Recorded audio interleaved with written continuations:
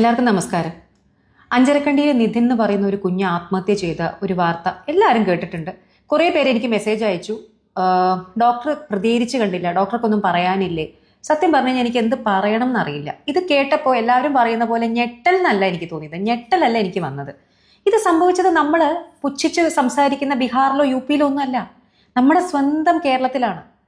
നമ്മുടെ പഠിപ്പും വിവരവും വിവേകവും അല്ലെങ്കിൽ പുരോഗമനമാണ് അല്ലെങ്കിൽ പുരോഗമിച്ചു എന്നൊക്കെ നമ്മൾ വിശ്വസിക്കുന്ന, നമ്മൾ അഭിമാനിക്കുന്ന, അഹങ്കരിക്കുന്ന നമ്മുടെ സ്വന്തം കേരളത്തിലാണ് ഇത് സംഭവിച്ചിരിക്കുന്നത്.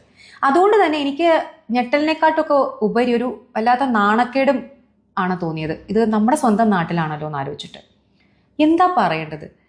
നമ്മുടെ കേരളത്തിൽ എല്ലാവരും വളരെ പ്രോഗ്രസീവാണ്, ജാതി മത ചിന്തകൾ ആരുടെ മനസ്സിലും ഇല്ല, അങ്ങനെയൊന്നും ഞാൻ കരുതുന്നില്ല. അങ്ങനെ ഒരു എന്താ പറയുക, സ്വർഗമൊന്നും നമ്മുടെ കേരളമായിട്ടില്ല. ഇന്നും മനസ്സിൽ ജാതിയും മതവും നിറവും എല്ലാം കൊണ്ട് നടക്കുന്ന എത്രയോ ആളുകൾ നമുക്ക് ചുറ്റുമുണ്ട്.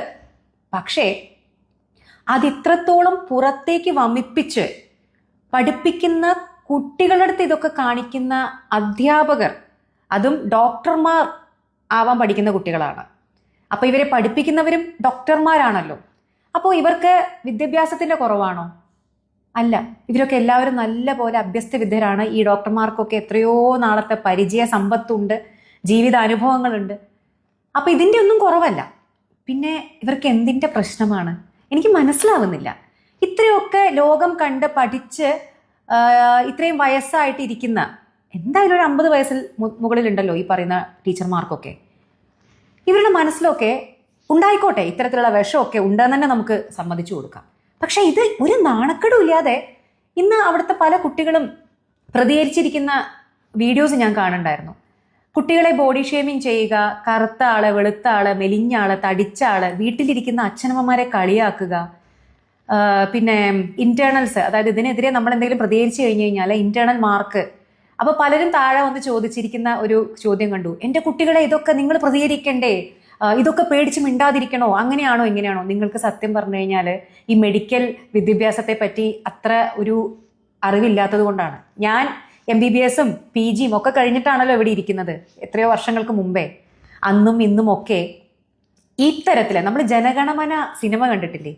ജനഗണമന സിനിമയിൽ ഒരു യൂണിവേഴ്സിറ്റിയിൽ PhD-ക്ക് പഠിപ്പിക്കുന്ന ഒരു കുട്ടി ആത്മഹത്യ ചെയ്യുന്ന ഇതേപോലെ തന്നെ അവിടെയുള്ള ഒരു ഉയർന്ന ജാതിയിൽപ്പെട്ട ഒരു ആളാണ് അവരുടെ തീസിസിന്റെ ടീച്ചർ, ഗൈഡ് എന്ന് പറയും, തീസിസ് ഗൈഡ്. അപ്പൊ ആ ഗൈഡ് അപ്രൂവ് ചെയ്താൽ മാത്രമേ തീസിസ് സബ്മിറ്റ് ചെയ്യാൻ പറ്റൂ. അത് സബ്മിറ്റ് ചെയ്താലാണ് അവർക്ക് PhD കംപ്ലീറ്റ് ചെയ്യാൻ പറ്റൂ.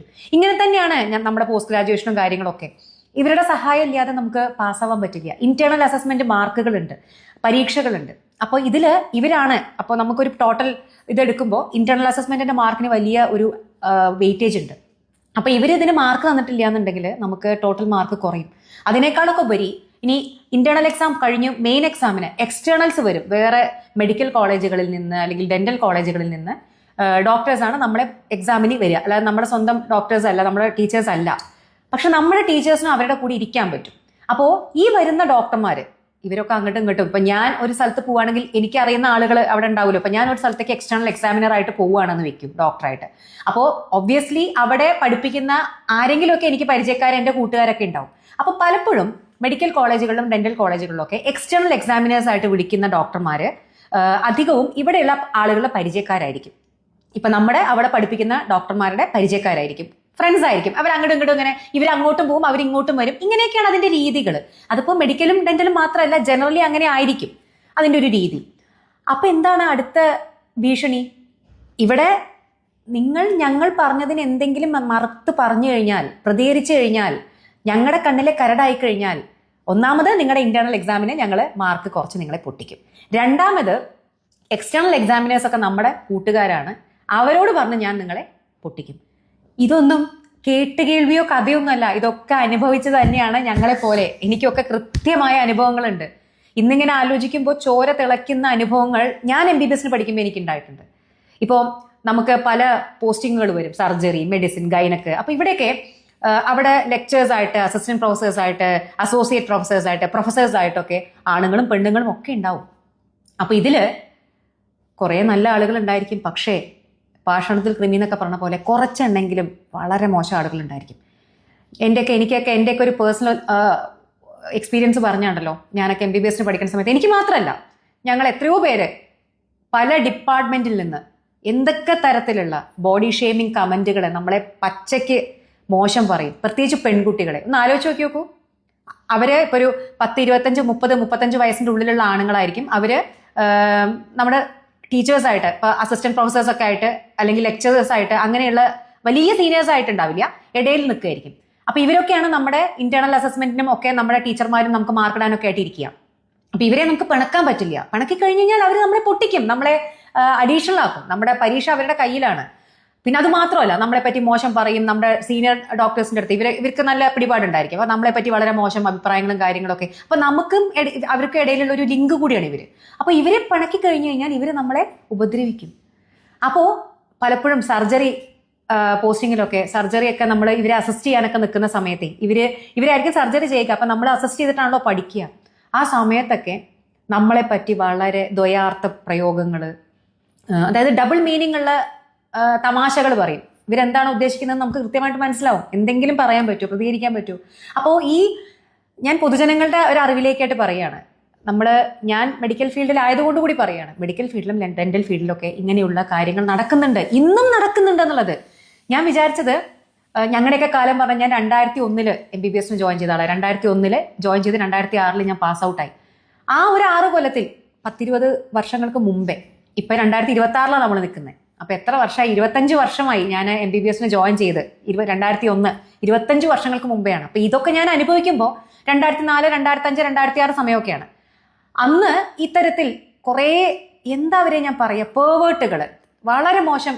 എനിക്കൊരു 4-5 പേരെങ്കിലും ഇപ്പോഴും പറയും. ഞാൻ ഇപ്പോൾ അവരുടെ പേരെടുത്ത് പറയാത്തത്, ഇന്ന് അവരൊക്കെ എവിടെയെങ്കിലും വലിയ വലിയ ഡോക്ടർമാരായിട്ടൊക്കെ ജീവിക്കുന്നുണ്ടായിരിക്കും. അവർക്കൊരു കുടുംബവും കുട്ടിയൊക്കെ ഉണ്ടായിരിക്കുമല്ലോ. അപ്പോൾ ഇപ്പൊ പറഞ്ഞൊരു പ്രശ്നം ഉണ്ടാക്കരുതെന്ന് വെച്ചിട്ട് എന്തായാലും ഞാൻ അന്നും പറയേണ്ട ആൾക്കാരുടെ അടുത്തൊക്കെ കംപ്ലൈന്റ് കാര്യങ്ങളൊക്കെ പറഞ്ഞിട്ടുണ്ടായിരുന്നു. പക്ഷെ അതിന് ഈ പറയുന്ന പോലെ പല പ്രതികാര നടപടികളും നേരിടേണ്ടി വന്നൊരു ഹിസ്റ്ററി കൂടി എനിക്കുണ്ട്, എൻ്റെ വ്യക്തി ജീവിതത്തിലുണ്ട്. ഇതിനെതിരെ പ്രതികരിച്ചതിന് എനിക്ക് കൃത്യമായിട്ടുള്ള പ്രതികാര നടപടിയും അവരുടെ ഭാഗത്തുനിന്ന് അങ്ങനെ ഒരു അനുഭവം കൂടി എൻ്റെ ജീവിതത്തിലുണ്ട്. അപ്പോൾ അവിടെ വന്ന് പ്രതികരിച്ചൂടെ എന്ന് പറയുമ്പോൾ എനിക്ക് സങ്കടം വന്നത്, ഞാൻ 20-25 വർഷം മുമ്പ് അനുഭവിച്ചത് ഇന്നും ഈ കുട്ടികൾ അനുഭവിക്കുന്നുണ്ടല്ലോ എന്നുള്ളതാണ്. ഇങ്ങനെ ഇന്റേണൽ മാർക്ക് കുറയ്ക്കും, എക്സ്റ്റേണലിനോട് പറഞ്ഞ് പൊട്ടിക്കും എന്നൊക്കെ പറഞ്ഞ് ഇന്നും കുട്ടികളുടെ അടുത്ത് ഇത്രത്തോളം ജാതി വെറിയും അല്ലെങ്കിൽ ഇങ്ങനെയുള്ള വൃത്തികെട്ട ചിന്താഗതികളുമായിട്ട് ഇന്നും മനുഷ്യന്മാർ നമുക്കിടയിൽ ജീവിക്കുന്നുണ്ടല്ലോ എന്നുള്ളത്.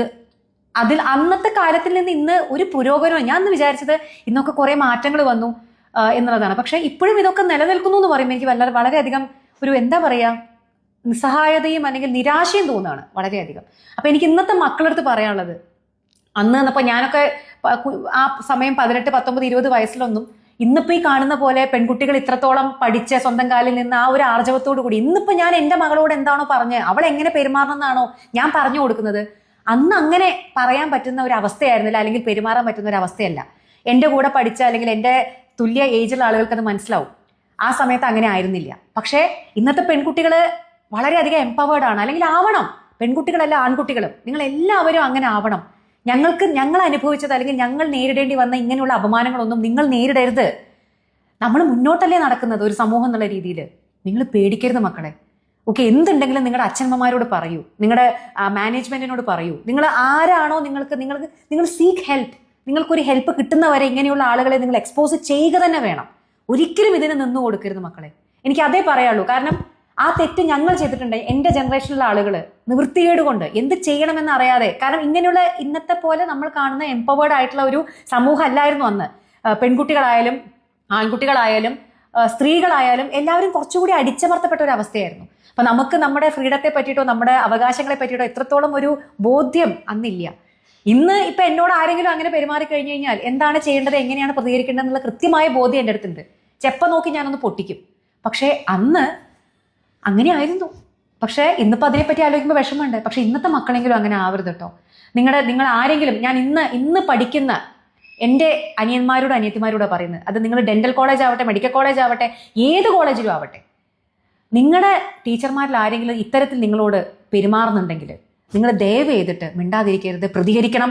അവരെ നിങ്ങൾ സമൂഹത്തിന്റെ പുറമെ അവരുടെ തനി നിറം നിങ്ങൾ പുറത്ത് കൊണ്ടുവരണം. അതിന് എന്ത് നടപടിയാണ് വേണ്ടത് അത് നിങ്ങൾ ചെയ്തിരിക്കണം. ഒരിക്കലും പേടിച്ച് മിണ്ടാതിരിക്കരുത് മക്കളെ. ഓക്കെ, അങ്ങനെ ഇരുന്ന് കഴിഞ്ഞാൽ ഇപ്പം ഞാൻ പശ്ചാത്തപിക്കുന്നുണ്ട്. ഞാൻ അന്ന് അങ്ങനെ ഞാൻ ചെയ്തു കേട്ടോ, ഞാൻ ചെയ്തു, എന്നാൽ കഴിയുന്നതൊക്കെ ഞാൻ ചെയ്തിട്ടുണ്ടായിരുന്നു. പക്ഷേ ഞാൻ പറഞ്ഞല്ലോ, എനിക്ക് അതിനെ അനുഭവിക്കേണ്ടി വന്നിട്ടുണ്ട്. എത്രയോ പെൺകുട്ടികൾ മിണ്ടാതെ അത് സഹിച്ച് ജീവിച്ച എനിക്ക് തന്നെ അനുഭവമുണ്ട്. സോ അത് നിങ്ങൾക്കും കൂടി സംഭവിക്കരുത് മക്കളെ. ഇനിയും നമ്മുടെ ഇടയിൽ ഒരു നിധിൻ ഉണ്ടാവരുത്, ഒരു കുഞ്ഞിൻ്റെയും ജീവൻ നമുക്ക് നഷ്ടപ്പെടരുത് കേട്ടോ. അത് നമ്മൾ ഓരോരുത്തരുടെയും ഉത്തരവാദിത്വമാണ്. സോ എനിക്ക് പറയാനുള്ളത് അച്ഛനമ്മമാരോടും കൂടിയും നിങ്ങളടുത്തും കൂടിയാണ്, അച്ഛനമ്മമാരുടെ കൂടിയാണ് പറയുന്നത്. നിങ്ങളുടെ മക്കളെ പഠിക്കുന്ന സ്ഥലത്തെ കാര്യങ്ങളൊക്കെ ഒന്ന് അന്വേഷിക്കുക. അവിടെ അവർക്ക് സുഖമാണോ, അവർക്ക് എന്തെങ്കിലും ബുദ്ധിമുട്ടുകളുണ്ടോ? അല്ലാതെ എങ്ങനെയെങ്കിലും എന്തും സഹിച്ചിട്ട് അവരെ ഡോക്ടർമാരും ഡെന്റിസ്റ്റുകളൊന്നും ആക്കിയിട്ട് കാര്യമില്ല. അവരെന്ത് പഠിച്ച് എന്ത് ഡിഗ്രി വാങ്ങിയിട്ടും കാര്യമില്ല. ഇപ്പോഴത്തെ പ്രശ്നങ്ങളാണ്, ഇതൊക്കെ എല്ലാവർക്കും ഉണ്ട്. നിങ്ങൾ സഹിക്കുക, ശ്രമിക്കുക എന്നൊന്നും ദയവീത് അവരോട് പറയില്ലേ.